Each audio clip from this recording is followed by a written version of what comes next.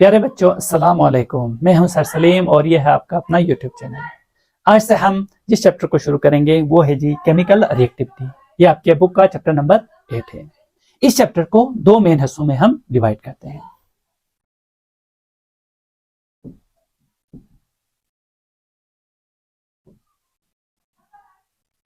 दुनिया में कुछ एलिमेंट ऐसे हैं जो ज्यादा रिएक्शन करते हैं, लेकिन ऐसे भी बहुत सारे एलिमेंट आपको मिलेंगे जो रिएक्शन बहुत ही कम या बिल्कुल नहीं करते।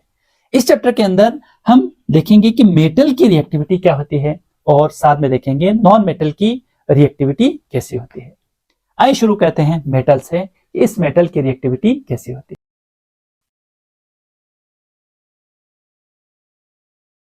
मेटल की रिएक्टिविटी को स्टार्ट करने से पहले हम जानेंगे कि मेटल क्या होता है और इनके क्या क्या खुसूसियात होते हैं। उसके बाद हम देखेंगे कि इन मेटल की रिएक्टिविटी कैसे होती है। तो मेटल के जो खुसूसियात को जब हम डिस्कस करेंगे तो सबसे पहली खुसूसियत यह है कि मेटल से हम घिरे हुए हैं। जैसे कि आपका बुक जिस तरह लिखता है, we are surrounded by metals. Metal ने हमें पूरा घेरा हुआ है।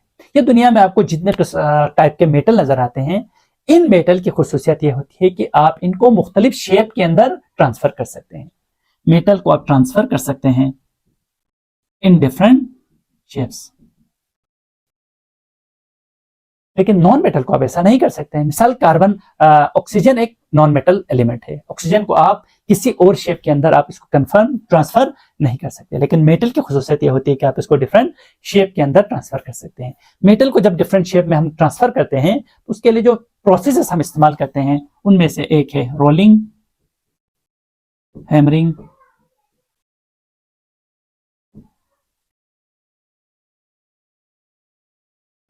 इन तीनों प्रोसेस के जरिए आप मेटल को मुख्तलिफ किस्म के शेप देते हैं। फॉर एग्जांपल, आपके पास लोहा हो तो आप उसको हैमरिंग करके उसको मुख्तलिफ किस्म के शेप आप दे सकते हैं। साथ ही आप इसको रोलिंग के प्रोसेस और मोल्डिंग के प्रोसेस के जरिए मुख्तलिफ किस्म के शेप आप इसको दे सकते हैं।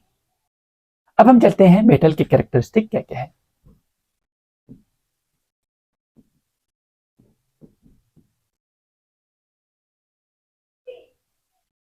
प्यारे बच्चों, मेटल के दो टाइप के कैरेक्टरिस्टिक है। इसके कुछ फिजिकल कैरेक्टरिस्टिक है और साथ ही साथ मेटल के कुछ केमिकल कैरेक्टरिस्टिक है। पहले हम देखेंगे फिजिकल कैरेक्टरिस्टिक क्या क्या है। फिजिकल कैरेक्टरिस्टिक,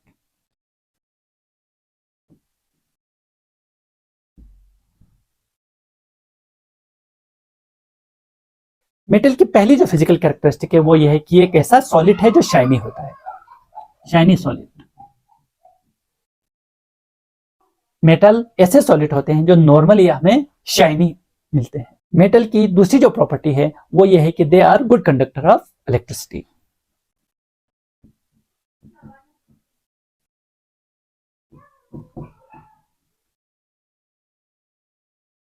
साथ ही साथ मेटल की ये भी कैरेक्टरिस्टिक होती है कि ये हीट का भी अच्छा कंडक्टर होता है।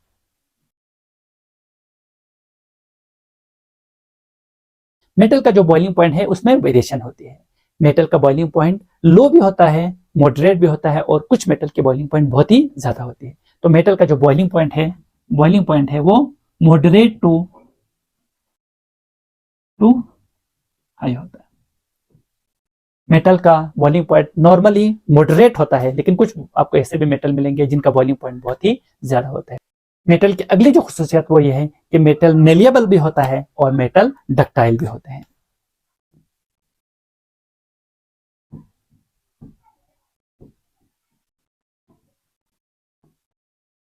अगली कैरेक्टरिस्टिक ये है कि मेटल का जो डेंसिटी है वो नॉर्मली ज्यादा होता है।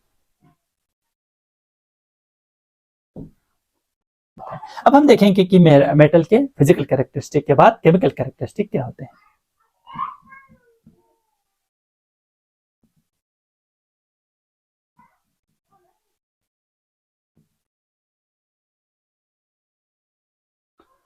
मेटल आराम से इलेक्ट्रॉन को लूज करते हैं, they can lose electron.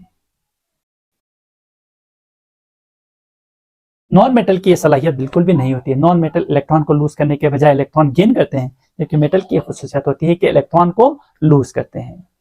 Metal की दूसरी जो प्रॉपर्टी है वो ये है कि मेटल का इलेक्ट्रोपॉजिटिव कैरेक्टर ज्यादा होता है।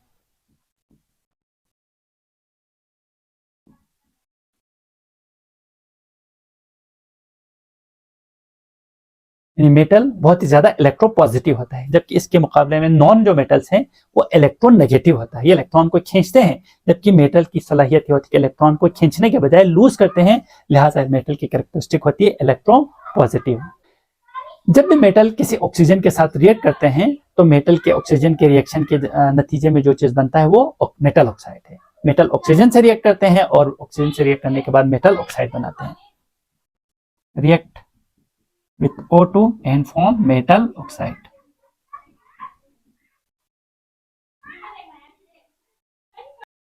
मेटल नॉर्मली नॉन मेटल के साथ मिलते हैं और मिलने के बाद आयनिक बॉन्ड फॉर्म करता है और आयनिक कंपाउंड बनाते हैं। Metal forms ionic compound by combining with non metal. Metal non metal के साथ मिलकर आयनिक कंपाउंड बनाते हैं। फॉर एग्जांपल सोडियम एक मेटल है, ये नॉन मेटल क्लोरीन के साथ जब मिल जाता है तो सोडियम क्लोराइड बनता है जो कि एक आयनिक कंपाउंड है।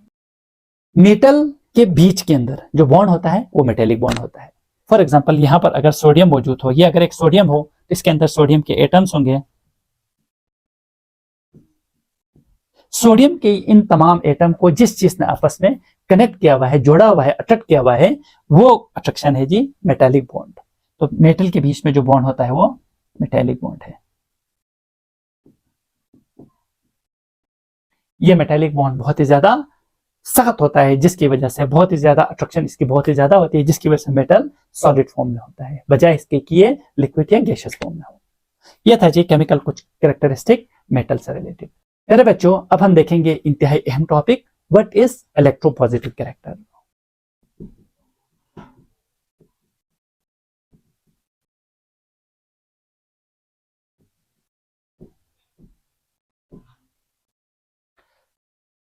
सबसे पहले हम देखेंगे कि इलेक्ट्रोपॉजिटिविटी होता क्या है। पहले इसकी डेफिनेशन को समझेंगे।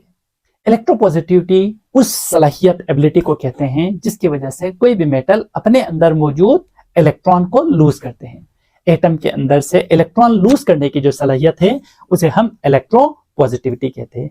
जैसे कि हम पिछले चैप्टर्स के अंदर पढ़ चुके हैं कि इलेक्ट्रोनेगेटिविटी बिल्कुल इसका अपोजिट होता है। इलेक्ट्रॉन को खींचना जो इलेक्ट्रोनेगेटिविटी होता है, जबकि इलेक्ट्रॉन को जो लूज करने की जो एबिलिटी और टेंडेंसी होती है, इस सलाहियत को हम इलेक्ट्रोपॉजिटिविटी कहते हैं। तो डेफिनेशन इसकी कुछ यूं होगा, एबिलिटी ऑफ एन एटम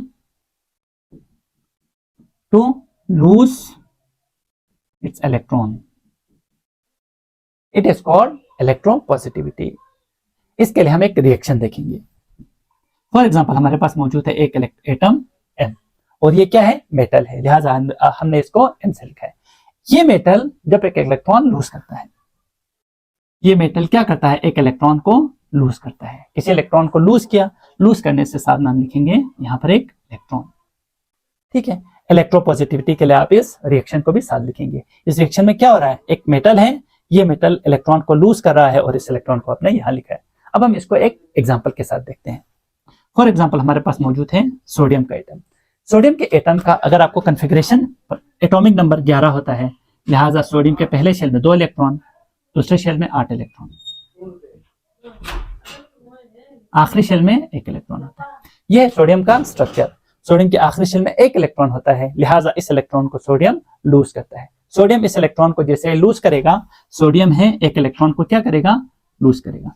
जैसे सोडियम 1 इलेक्ट्रॉन को लूज करता है, इसके ऊपर पॉजिटिव चार्ज आता है और पॉजिटिव क्या आएगा, 1, क्योंकि इसने 1 इलेक्ट्रॉन लूज किया है, लिहाजा पर पॉजिटिव 1। अगर सोडियम के बजाय अगर आप मैग्नीशियम हो आपके पास, तो मैग्नीशियम का एटॉमिक नंबर होता है 12। 12 होने की वजह से इसके लास्ट शेल में 1 के बजाय 2 इलेक्ट्रॉन होगा, लिहाजा ये 2 इलेक्ट्रॉन लूज करेगा। मैग्नीशियम पर चार्ज आएगा और क्या चार्ज आएगा, +2। प्यारे बच्चों, इसके बाद जो बुक ने डिस्कस किया है वो कुछ ये है कि trend of electropositivity in period and trend of electropositivity in group. इस चीज को देखने से पहले हमें याद होना पड़ेगा कि पीरियोडिक टेबल कैसा होता है। तो पहले हम यहां पर बनाते हैं एक पीरियोडिक टेबल। मैंने पीरियोडिक टेबल के पहले जो 20 एलिमेंट्स हैं इन्हीं को लिखा है। इनको याद करने का एक आसान सा फार्मूला है, जो ये है कि इसको याद करने के लिए आप कुछ इस तरह इसको याद करेंगे। Hi hello, listen BBC news on Friday night. Hi hello, listen BBC news on Friday night. ना मांग अल्लाह से, पेप्सी, स्टिंग, कोला और खराब खेला। आप कुछ इस तरह याद रखेंगे, high, hello, listen, BBC news on Friday night. तीसरे पीरियड को कुछ इस तरह याद करेंगे, ना मांग अल्लाह से, पेप्सी, स्टिंग, कोला और खराब खेला। यानी जो बुरी बुरी चीजें वो आपने अल्लाह ताला से नहीं मांगनी। जब आप ये याद करेंगे तो आपको पीरियोडिक टेबल के पहले जो 20 एलिमेंट्स है वो आपको याद हो जाएंगे। इस पीरियोडिक टेबल के अंदर जब आप ऊपर से नीचे आएंगे तो इलेक्ट्रोपॉजिटिविटी का कैरेक्टर कैसा होगा, यानी इलेक्ट्रोपॉजिटिविटी बढ़ेगी या कम होगी, अब हम ये देखेंगे। नेक्स्ट है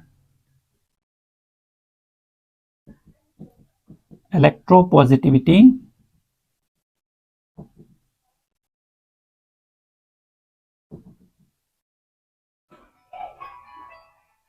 हमें पता है कि किसी भी ग्रुप के अंदर ऊपर से नीचे आते हुए एटम का साइज इंक्रीज होता है। हाइड्रोजन एक शेल होता है, हीलियम में 2 शेल होते हैं, सोडियम में 3 शेल होते हैं। जब ऊपर से हम नीचे आएंगे तो एटम का जो साइज है वो इंक्रीज करेगा। जब एटम का साइज इंक्रीज करेगा तो एटम के अंदर से मौजूद लास्ट शेल में मौजूद जो इलेक्ट्रॉन है उसको निकालना हमें आसान होता है। हाइड्रोजन के एटम से इलेक्ट्रॉन निकालना मुश्किल होता है, जबकि लिथियम के लास्ट शेल में से इलेक्ट्रॉन निकालना आसान होता है। सोडियम के इलेक्ट्रॉन को निकालना और भी आसान होता है। जैसे जैसे टॉप टू बॉटम जाएंगे एटम का साइज इंक्रीज करेगा। जब एटम का साइज इंक्रीज करेगा तो इसकी आयन बनाने की जो सलाहियत, जिसको आयोनाइजेशन एनर्जी कहते हैं, वो कम होती है। ऊपर से नीचे आएंगे तो साइज बढ़ेगा, आयोनाइजेशन एनर्जी कम होगी। जब आयोनाइजेशन एनर्जी कम होगी तो आप उस इलेक्ट्रॉन को आसानी से निकाल सकते हैं। लिहाजा ऊपर से नीचे आएंगे तो इलेक्ट्रोपॉजिटिविटी का जो कैरेक्टर है वो इंक्रीज होता है।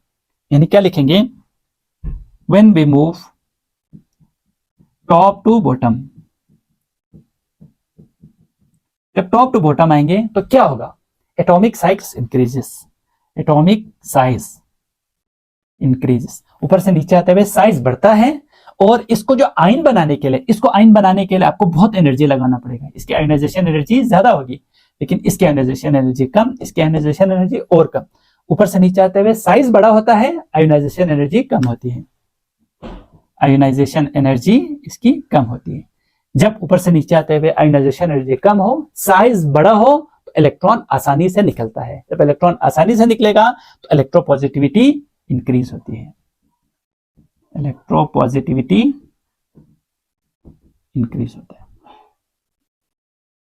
अगर आपसे कहा जाए hydrogen and helium, sorry lithium and sodium, किसकी इलेक्ट्रोपॉजिटिविटी ज्यादा होती है, या इन दोनों में से कौन सा अच्छा मेटल होता है, तो आपने क्या कहना है, सोडियम अच्छा मेटल है। क्यों? क्योंकि मेटल उसे कहते हैं जो इलेक्ट्रॉन आसानी से लूज करता हो, जिसकी इलेक्ट्रोपॉजिटिविटी अच्छी हो। इन दोनों में से सोडियम का साइज बड़ा होता है, लिहाजा वो इलेक्ट्रॉन आसानी से निकलता है, लिहाजा सोडियम की इलेक्ट्रोपॉजिटिविटी ज्यादा होती है, लिथियम की कम होती है। इसी तरह आप मैग्नीशियम और कैल्शियम का भी देख सकते हैं, मैग्नीशियम एंड कैल्शियम। आपने मुझे बताना है कि इन दोनों में से किसकी इलेक्ट्रोपॉजिटिविटी ज्यादा होती है, ये आप मुझे कमेंट सेक्शन में बता दीजिएगा। अब हम देखेंगे trend of electropositivity in period.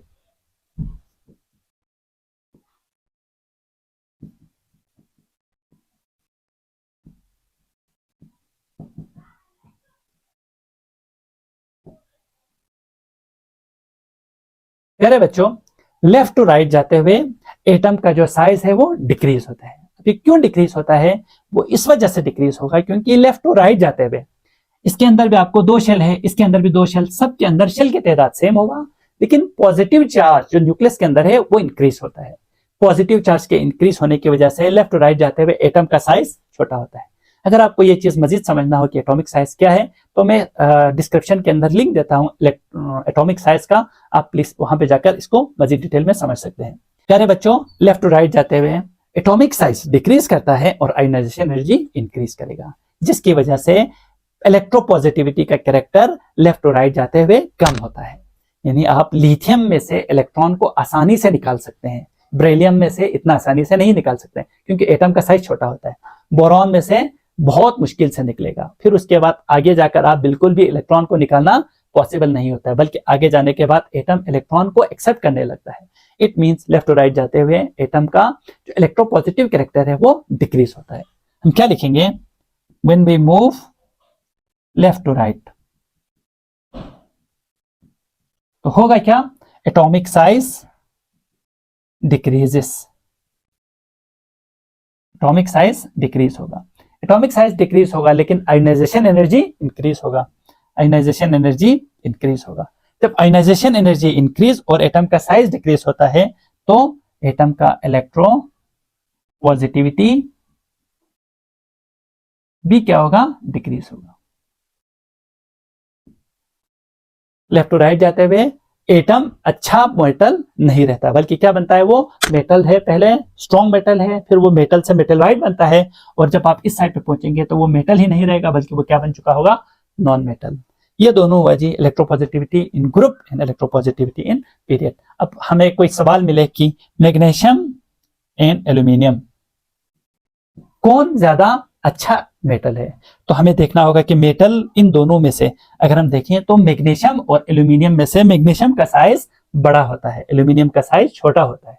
जब एल्यूमिनियम का साइज छोटा है तो एल्यूमिनियम में से इलेक्ट्रॉन निकलना मुश्किल है, जब एल्यूमिनियम में से इलेक्ट्रॉन निकलना मुश्किल है तो एल्यूमिनियम अच्छा मेटल नहीं है। मेटल उसे कहते हैं जिसमें से इलेक्ट्रॉन आसानी से निकले, एल्यूमिनियम में से आसानी से नहीं निकलता, एल्यूमिनियम की इलेक्ट्रोपॉजिटिविटी कम, ये अच्छा मेटल नहीं है। इन दोनों में से किसकी इलेक्ट्रोपॉजिटिविटी ज्यादा होता है जी, मैग्नीशियम का। आप मुझे बता दीजिएगा कि बेरिलियम और बोरॉन, बेरिलियम और बोरॉन में से किसका इलेक्ट्रोपॉजिटिविटी ज्यादा है, इन दोनों का आप मुझे कमेंट सेक्शन में प्लीज बता दीजिएगा। इसी ट्रेंड की वजह से जिसमें इलेक्ट्रोपॉजिटिविटी लेफ्ट टू राइट कम होता है, अगर आप देखें तो लिथियम और बेरियम ये दोनों मेटल है, ये दोनों मेटल है, बोरॉन मेटल वाइट है, जबकि बोरॉन के बाद आगे जितने सारे हैं वो मेटल बिल्कुल भी नहीं है, क्योंकि इनमें से इलेक्ट्रॉन बिल्कुल भी रिलीज नहीं होता, बल्कि ये सारे के सारे क्या है, कार्बन से लेकर नियॉन तक सारे के सारे नॉन मेटल है। अगला पॉइंट ये लिखेंगे कि बेरिलियम, लिथियम एंड बेरिलियम ये दोनों है मेटल, उसके बाद बोरॉन जो है वो नॉन मेटलॉइड है, और आखिर में जाकर अदर्स सारे के सारे क्या है, नॉन मेटल है। ये आपके बुक में इन चीजों को भी मेंशन किया हुआ है। अब हम देखते हैं कि मेटल की रिएक्टिविटी कैसे होती है। मेटल की रिएक्टिविटी को देखने से पहले आपको एक चीज बहुत ही अच्छी तरह क्लियर होना चाहिए, वो ये कि इस पीरियोडिक टेबल में कुछ एलिमेंट ऐसे हैं जिनमें से इलेक्ट्रॉन निकलता भी नहीं है और इसके अंदर इलेक्ट्रॉन जाता भी नहीं है, यानी ना इलेक्ट्रॉन एक्सेप्ट करता है ना लूज करता है। वो कौन सा है, ग्रुप नंबर 8। ग्रुप नंबर 8 चूंकि इलेक्ट्रॉन लूज भी नहीं करता, गेन भी नहीं करता, लिहाजा ग्रुप नंबर 8 रिएक्शन बिल्कुल भी परफॉर्म नहीं करता। इसका मतलब ये हुआ रिएक्शन कौन सा एलिमेंट परफॉर्म करेगा, वो एटम, वो एलिमेंट जिसके अंदर इलेक्ट्रॉन लूज भी होता हो गेन भी होता हो, वो एटम रिएक्शन करता है, लेकिन जो लूज और गेन दोनों नहीं करता हो वो रिएक्शन नहीं करता। अगली चीज ये समझ में आई कि जो एटम इलेक्ट्रॉन को आसानी से लूज करता हो वो ज्यादा रिएक्शन करेगा, जो एटम आसानी से लूज नहीं करता हो वो रिएक्शन भी कम करेगा। अब हमें पता है, इससे पहले डिस्कस किया है कि कौन सा एटम अच्छा इलेक्ट्रॉन लूज करता है, कौन सा एटम अच्छा इलेक्ट्रॉन लूज नहीं करता। मेटल में से अगर आप इस तरफ देखें तो ये ज्यादा अच्छी तरह लूज करेगा, अभी अभी हमने डिस्कस किया। राइट साइड पे जाते हुए मेटल की जो इलेक्ट्रॉन लूज करने की सलाहियत कम होती है, बोरॉन और कम लूज करेगा, कार्बन बिल्कुल लूज नहीं करेगा, आगे जाकर इलेक्ट्रॉन को गेन करना शुरू करता है। ऊपर से नीचे आएंगे तो अभी हमने समझा कि ऊपर से नीचे आते हुए मेटल की जो मेटेलिक कैरेक्टरिस्टिक है वो बढ़ती है। लिथियम से सोडियम अच्छा मेटल है क्योंकि आसानी से लूज करता है, का पोटाशियम और अच्छी तरह इलेक्ट्रॉन लूज करता है, लिहाजा पोटाशियम और अच्छा मेटल है। ऊपर से नीचे आते हुए रिएक्टिविटी इंक्रीज होती है, लेफ्ट टू राइट जाते हुए रिएक्टिविटी क्या होती है, कम। क्यों, क्योंकि लेफ्ट टू राइट जाते हुए लिथियम लूज करेगा, बेरिलियम कम लूज करेगा, बोरॉन और कम लूज करेगा। क्यों, क्योंकि लेफ्ट टू राइट जाते हुए साइज छोटा होता है, साइज छोटा हो तो इलेक्ट्रॉन निकालना मुश्किल होता है, साइज बड़ा हो तो इलेक्ट्रॉन आसानी से निकाला जा सकता है। नीचे आते हुए साइज बड़ा होता है, साइज बड़ा होने से मेटल आसानी के साथ इलेक्ट्रॉन को लूज करता है। ऊपर से नीचे आते हुए रिएक्टिविटी इंक्रीज होती है, लेफ्ट टू राइट जाते हुए रिएक्टिविटी डिक्रीज होती है। अब हम देखेंगे कि ये जो मेटल्स हैं वो टॉप टू बॉटम यानी ग्रुप के अंदर मेटल की जो रिएक्टिविटी है वो ऑक्सीजन के साथ कैसी होती है।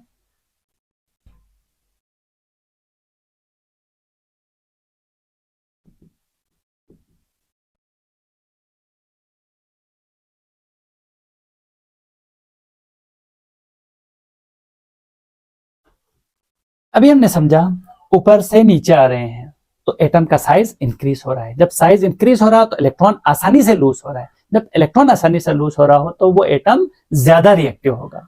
टॉप टू बॉटम आते हुए एटम का जो रिएक्टिविटी है वो बढ़ जाता है, एलिमेंट की जो रिएक्टिविटी है वो इंक्रीज होती है। इसका मतलब ये हुआ, जब हम ऊपर से नीचे आएंगे तो लिथियम, सोडियम और पोटेशियम को कंपेयर करें तो लिथियम इतना ज्यादा ऑक्सीजन से रिएक्ट नहीं करेगा, सोडियम ज्यादा रिएक्ट करेगा, पोटेशियम और ज्यादा रिएक्ट करेगा। लिथियम क्यों कम रिएक्ट करेगा? क्योंकि लिथियम का साइज छोटा है, छोटा हो तो इलेक्ट्रॉन निकालना मुश्किल होता है।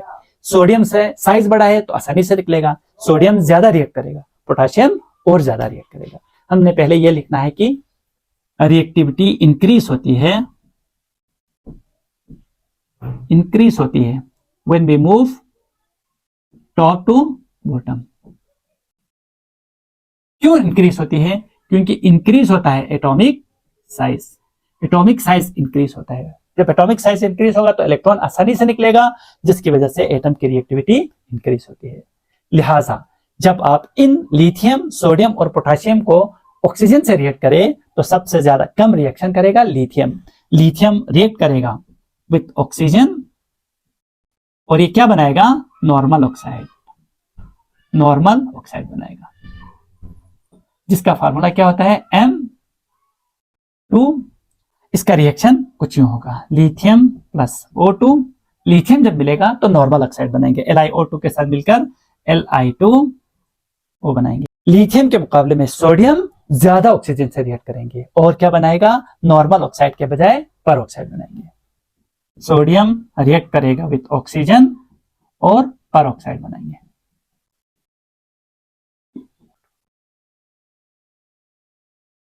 जब सोडियम रिएक्ट करता है ऑक्सीजन के साथ, Na रिएक्ट करेगा विथ O2 तो आपको क्या बनेगा? Na2O2 बनाएगा। रिएक्शन को आप बैलेंस कीजिए। लेकिन सोडियम के बाद जब पोटेशियम रिएक्ट करेगा विथ ऑक्सीजन के साथ तो जो चीज बनेगी वो है सुपर ऑक्साइड, यानी ऊपर से नीचे आते हुए ऑक्सीजन से रिएक्टिविटी इंक्रीज हो रहा है। लास्ट में मिल रहा है पोटेशियम, मिल रहा है ऑक्सीजन के साथ और ऑक्सीजन के साथ मिलकर सुपर ऑक्साइड बनाएंगे। इसका फॉर्मूला है MO2। पोटेशियम प्लस O2, इससे आपको KO2 बन रहा है। इस टॉपिक में हमने ये देखा कि ऊपर से नीचे आते हुए सारे एलिमेंट, सारे जो मेटल है, इनके रिएक्टिविटी इंक्रीज हो रही है और उसके इंक्रीज होने की वजह क्या है? एटम के साइज का बड़ा होना, आयोनाइजेशन एनर्जी का कम होना। अब हम देखेंगे रिएक्टिविटी ऑफ मेटल क्या होगा जब हम एक पीरियड में चलेंगे।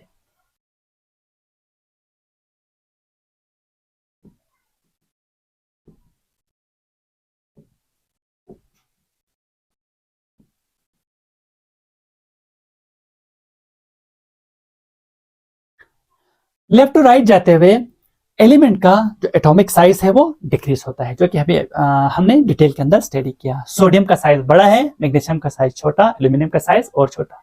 इसका मतलब ये हुआ कि लेफ्ट टू राइट जाते हुए साइज के छोटा होने की वजह से इलेक्ट्रॉन निकलना मुश्किल होता है, यानी लेफ्ट टू राइट इलेक्ट्रोपॉजिटिविटी कम होती है, इलेक्ट्रॉन निकलना मुश्किल होता है। जब इलेक्ट्रॉन मुश्किल से निकलेगा तो इनके जो ऑक्सीजन से रिएक्शन करने की जो सलाहियत है वो भी कम होती जाएगी। सोडियम ऑक्सीजन से रिएक्ट करेगा, मैग्नीशियम भी करेगा, एल्यूमिनियम भी, लेकिन सबसे ज्यादा रिएक्शन सोडियम करेगा क्योंकि सोडियम में से इलेक्ट्रॉन निकलना बहुत ही आसान होता है। मैग्नीशियम, एल्यूमिनियम ऑक्सीजन से रिएक्शन कम करता है। लेफ्ट टू राइट जाते हुए साइज डिक्रीज होता है, लिहाजा इलेक्ट्रोपॉजिटिविटी कम होती जाती है। आपने ये लिखना है कि लेफ्ट टू राइट मूव होगा, left to right in a period atomic size decreases. Atomic size decrease होने से आयोनाइजेशन एनर्जी इंक्रीजेस, जिसकी वजह से एटम का इलेक्ट्रोपॉजिटिविटी कम होगा। इलेक्ट्रोपॉजिटिविटी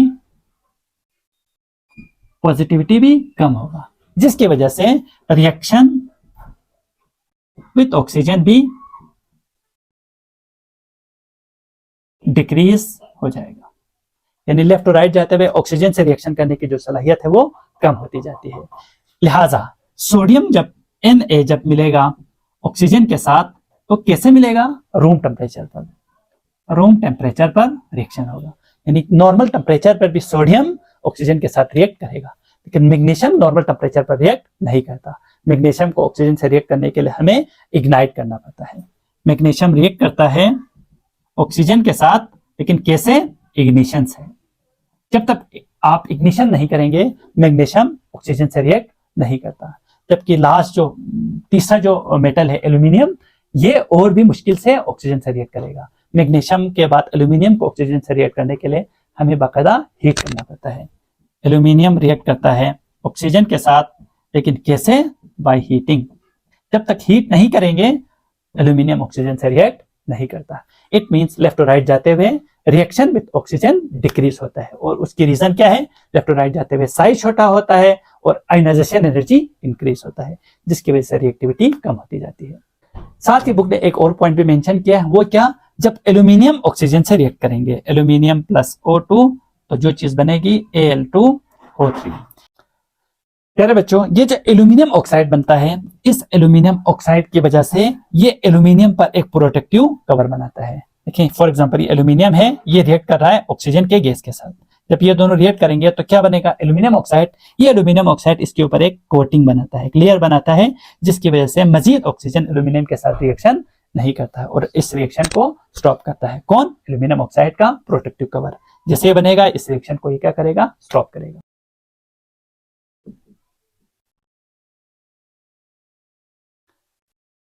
ऑक्साइड क्या होता है? अभी हमने डिस्कस किया, जब मेटल ऑक्सीजन से मिलेगा तो मेटल ऑक्साइड बनता है। इसी तरह जब कोई non metal, for example sulphur non metal है, सल्फर भी जब ऑक्सीजन से मिलेगा तो बनने वाली चीज को मेटल ऑक्साइड कहते हैं। तो मेटल ऑक्साइड क्या होता है? मेटल ऑक्साइड, मेटल ऑक्सीजन से मिले तो मेटल ऑक्साइड बनेगा। नॉन मेटल ऑक्साइड क्या होता है? ऐसे ऑक्साइड जो नॉन मेटल और ऑक्सीजन के मिलने से बने। तो ऑक्साइड की दो किस्में हैं, कुछ मेटल ऑक्साइड है, कुछ नॉन मेटल ऑक्साइड। ऑक्साइड की दो टाइप्स है, मेटल ऑक्साइड और कुछ है non metal oxide. Metal oxide की डेफिनेशन क्या होगी? ऐसे ऑक्साइड जो मिलकर बने हैं। क्या मिलकर बने हैं? O2 और मेटल। मेटल और O2 के बनने से आपको मेटल ऑक्साइड बनेंगे। नॉन मेटल कैसे बनेगा? O2 और non metal.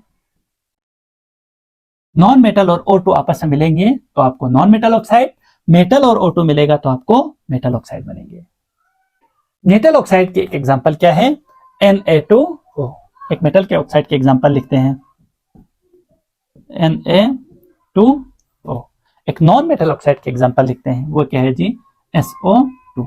Sulphur non metal है, ऑक्सीजन से मिला sulphur dioxide, non metal oxide. Sodium metal है, जब ऑक्सीजन से मिला तो Na2O, ये आपको क्या है? मेटल ऑक्साइड है। अगली चीज जो आपने इन दोनों metal oxide non metal oxide में ये ध्यान में रखना है कि मेटल ऑक्साइड क्या होते हैं? बेसिक इन नेचर होते हैं। They are basic in nature. और नॉन मेटल ऑक्साइड क्या होते हैं? Acidic in nature.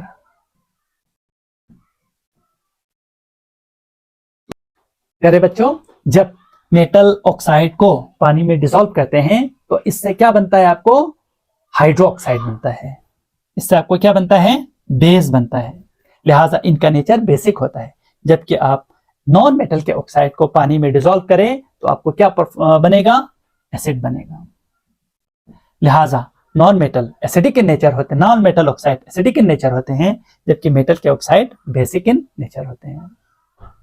अगर आप पीरियोडिक टेबल को देखें तो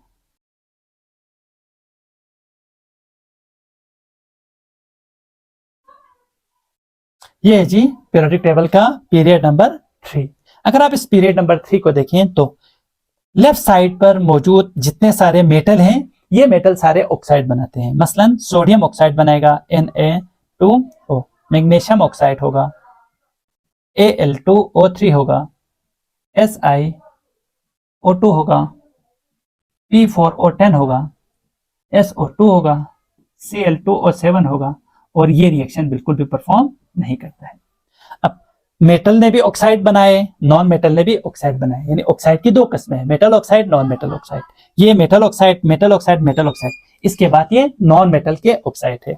अगर आप देखें तो ये metal oxide basic in nature, ये बेसिक होते हैं, लेकिन कैसा बेसिक है? स्ट्रॉन्ग बेसिक है, स्ट्रॉन्ग बेसिक है। मैग्नीशियम ऑक्साइड बेसिक होते हैं, ये इतना स्ट्रॉन्ग नहीं होते हैं। आगे जाते हुए बेसिक जो कैरेक्टरिस्टिक है वो कम होती जाती है। ये क्या है? एम्फोटेरिक है, एम्फोटेरिक इन नेचर है। SiO2 एसिडिक होता है, ये स्ट्रॉन्ग एसिडिक, ये वीक एसिडिक, ये एसिडिक, ये स्ट्रॉन्ग एसिडिक, और ये वेरी स्ट्रॉन्ग एसिडिक होता है। आप यहां पर देख रहे हैं कि मेटल के जितने भी मेटल है उनके जो ऑक्साइड है वो एसिडिक है।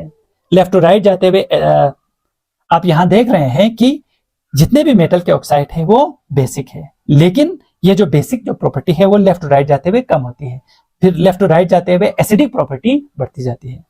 जितने भी नॉन मेटल के ऑक्साइड है वो सारे के सारे एसिडिक है। नॉन मेटल के ऑक्साइड एसिडिक, मेटल के ऑक्साइड बेसिक होते हैं। आपने आखिरी जुमला आपने ये लिखना है कि metal oxides basic property decreases when we move left to right। Left से राइट साइड पे जाते हुए मेटल की जो बेसिक प्रॉपर्टी है वो कम होती जाती है, और acidic property left to right जाते हुए इंक्रीज होता जाता है। प्यारे बच्चों, ये था मेटल क्या है, मेटल के कैरेक्टरिस्टिक क्या है, मेटल के जो इलेक्ट्रोपॉजिटिव कैरेक्टर है वो क्या होता है, इलेक्ट्रोपॉजिटिविटी का ट्रेंड जो है ग्रुप और पीरियड में क्या है। इसके अलावा मेटल के ऑक्साइड क्या होते हैं, मेटल के ऑक्साइड के कितने टाइप होते हैं, मेटल के ऑक्साइड बेसिक कौन से होते हैं, एसिडिक कौन से होते हैं, इन तमाम चीजों के बारे में एक लेक्चर। आई होप कि यह लेक्चर आपको समझ में आ गया होगा। अगर आपको ये लेक्चर अच्छी लगी हो तो बड़े मेहरबानी इस लेक्चर को अपने दोस्तों में भी शेयर कीजिएगा, ताकि वो लोग भी इस लेक्चर से फायदा उठा सके। Thank you so much. Allah Hafiz.